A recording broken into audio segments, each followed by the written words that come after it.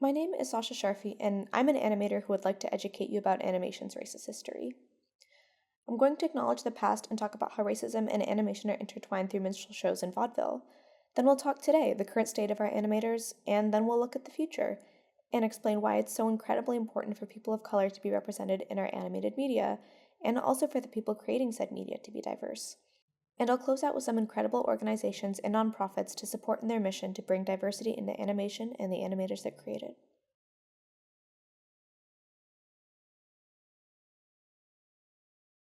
During the birth of the animation industry, it heavily relied on gag stereotypes and characters of vaudeville and ultimately minstrel shows.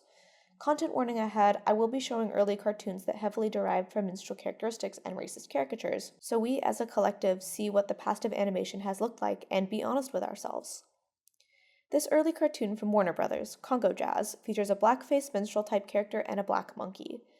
Over time, elements of these outwardly racist characters and of minstrel shows, the white gloves, the widened eyes, and the sleek black characters and sporadic movements became staples of animation. The visual gags and unrealism of it all were also directly borrowed from minstrel shows. Hanna-Barbera's animated shows of the 1940s like Tom and Jerry come to mind, borrowing these over-the-top bomb explosions or crazy unrealistic cartoon violence. Today, the principles of animation taught to students and upheld in the industry do have their ties to these gags, such as the principle of squash and stretch or anticipation. These principles tend to emphasize that same over-the-top animated feeling that was borrowed from the vaudeville-inspired era. While there is truth to the idea that animation does require a level of unrealism or over-the-top drama, it's important to acknowledge where that Western ideal surrounding animation came from.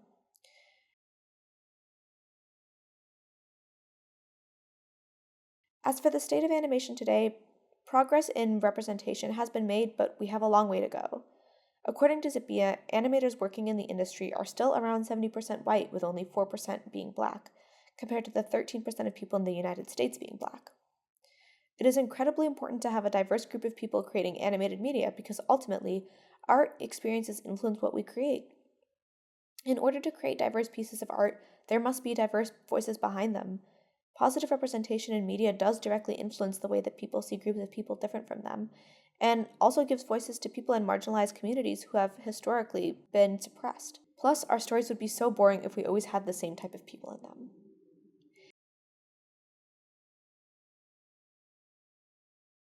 As animators, especially those in a position of privilege, we have a responsibility to uphold people of color within the industry and hold studios accountable.